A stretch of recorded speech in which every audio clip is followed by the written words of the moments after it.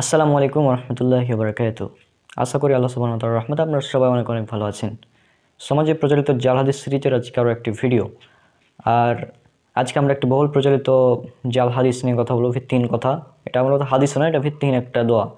এই দোয়াটা অনেকেই তারাবির 4 রাকাতের পরপর পড়ে থাকে, আবার তারাবির 4 রাকাত পরপর একটা মোনাজাত করে থাকে। সমাজে প্রচলিত এটি অনেক।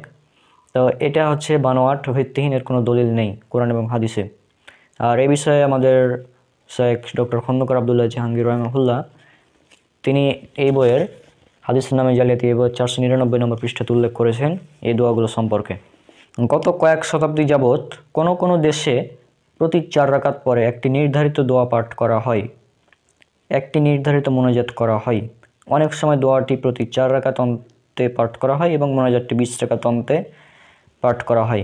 দোয়াটি হচ্ছে নিম্নরূপ: سبحان ذي الملك والملكوت سبحان ذي العزة والعظمة والهيبة والقدرة والكبر والجبروت سبحان الملك الحي الذي لا ينام ولا يموت أبدا أبدا سبح قدوس رب الملائكة والروح। মোট কথা এই দোয়াটা যেটা আছে, দোয়াটা আপনারা দেখতে পাচ্ছেন, এই দোয়াটা পড়া হয়।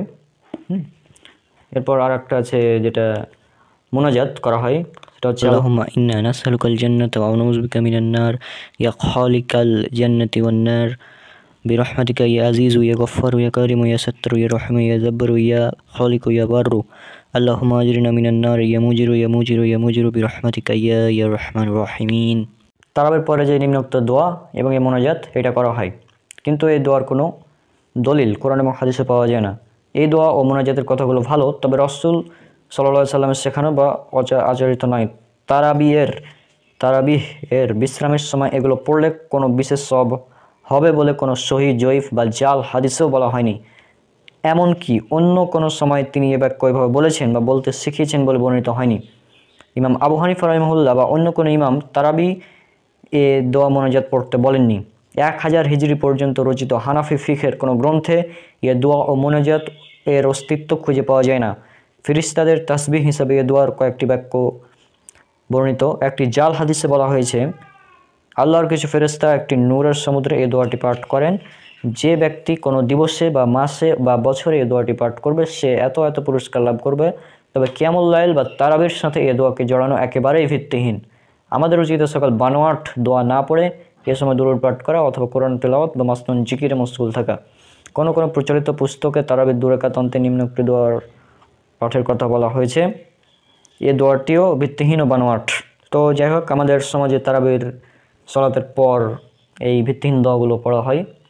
এগুলোর কোনো সওয়াব হবে বলে কোনো সহিহ বা জয়ীফ বা জাল হাদিসও বর্ণিত হয়নি। এগুলো মূলত সমাজে বানোয়াট কথা। আর এছাড়াও আর একটি তারাবিকে নিয়ে আর একটি প্রচলিত বানোয়াট কথা আছে, সেটা হচ্ছে যে কেউ কেউ বলে যে তারাবির সালাত যখন আমরা আদায় করি তো প্রতি সিজদায় আল্লাহ সুবহানাহু ওয়া তাআলা তার আমল নামায় 1500 অর্থাৎ 1500 করে নেকি লিখে দেন। এটাও একটি বানোয়াট এবং ভিত্তিহীন কথা। আর এই কথাগুলো যখন রাসূল সাল্লাল্লাহু আলাইহি সাল্লামের নামে বলা হবে তখন এটা হচ্ছে জাল হাদিস। আর যে ব্যক্তি রাসূল সাল্লাল্লাহু আলাইহি সাল্লামের নামে মিথ্যা কথা বলবে তার থাকার জায়গায় জাহান্নাম। উল্লেখ করা আছে সহিহুল বুখারী কিতাবুল ইলম হাদিস নম্বর 106 থেকে 110।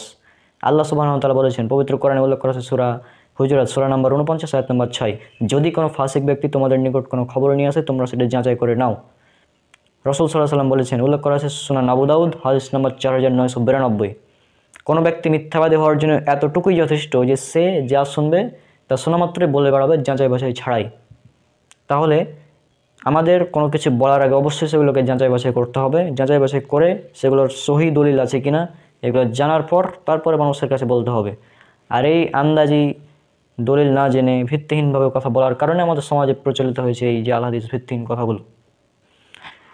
তো ইনশাল্লাহ এই সিরিজে আমরা আরও জাল হাদিস নিয়ে আলোচনা করব।